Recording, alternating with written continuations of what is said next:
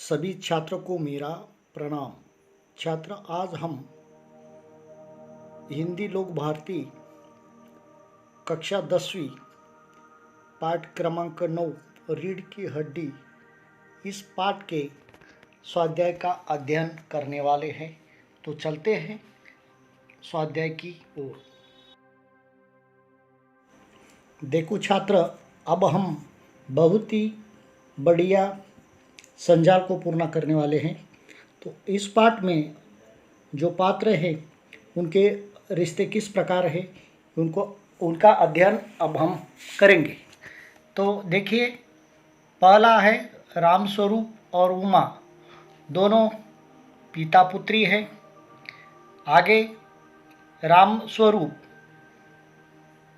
रतन, रामस्वरूप उनका रिश्ता देखते हैं, नौकर और मालिक का है। आगे शंकर गोपाल प्रसाद, शंकर और गोपाल प्रसाद दोनों पिता पुत्र हैं। आगे है रामस्वरूप और प्रेमा, पति पत्नी है।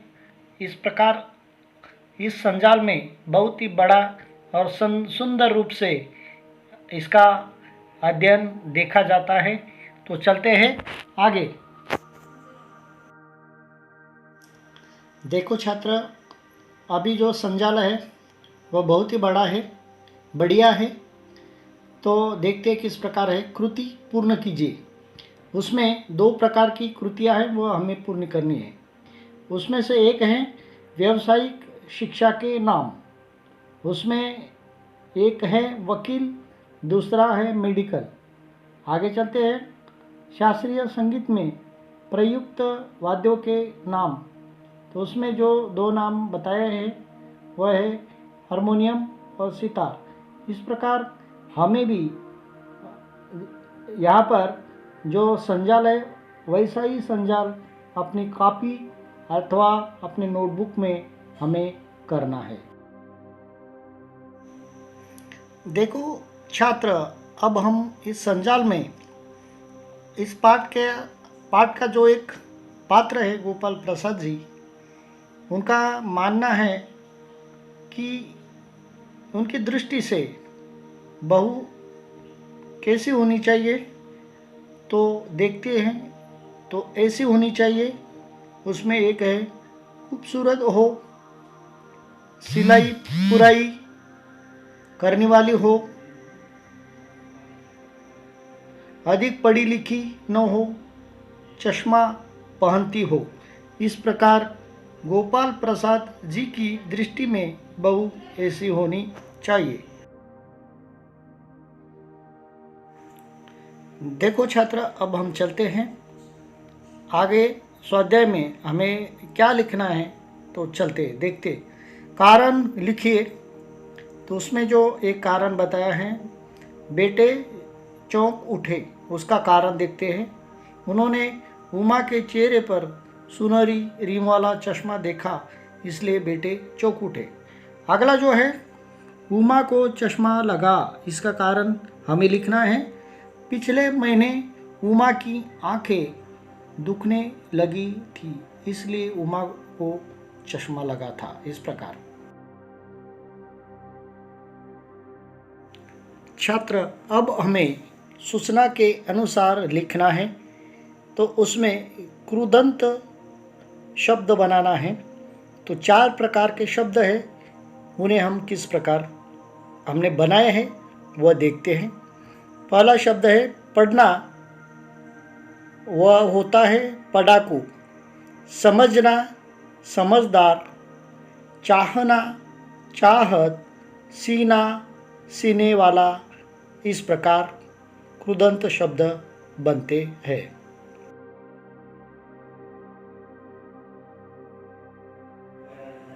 देखो छात्र, रीढ़ की हड्डी इस पाठ के इस एकांकी के लेखक जगदीश चंद्र माथुर जी हैं और प्रस्तुत एकांकी में जगदीश चंद्र माथुर ने स्त्री शिक्षा के महत्व को दिखाया है। समाज के दकियानुसी विचारों पर प्रहार करते हुए लेखक ने नारी सम्मान को महत्व दिया है। तो इस आधार पर इस स्वाध्याय के आखिर में हमें समाज में सुनी पड़ी अंधविश्वास की किसी एक घटना पर अपने विचार लिखने हैं। तो चलते हैं वह विचार किस प्रकार है। तो उसमें अंधविश्वास, तो अंधविश्वास की एक कहानी है। तो वह किस प्रकार है। मेरी दादी बड़ी अंधविश्वासी है। उनका मानना था कि कोई घर से बाहर जा रहा हो और किसी को छींक आ जाए तो उनका काम पूरा नहीं होता। किसी के बाहर जाते समय कोई चिंक दे तो दादी बाहर जाने वाले को रोक देती थी। घर के सभी लोग उनकी इस आदत से परेशान थे। एक बार मेरे भाई को इंटरव्यू के लिए बाहर जाना था। यह इंटरव्यू हमारे ज़िले के सर्वश्रेष्ठ स्कूल में वाइस प्रिंसिपल के पद के लिए था। भाई काफ़ी दिनों से इसके लिए तैयारी रहा था, प्रतीक्षा कर रहा था। मुझे बहुत खांसी जुकाम हो रही थी। जैसे ही भाई ने बैग उठाकर चलना चाहा, मुझे ज़ोर ज़ोर से चींक आने लगी। दादी ने भाई को जाने नहीं दिया और उनका वह महत्वपूर्ण इंटरव्यू छूट गया। घर के सभी लोग इस घटना से बहुत दुखी हुए। इस प्रकार अंधविश्वास का प्रभाव इस घटना पर पड़ता हुआ दिखाई देता है।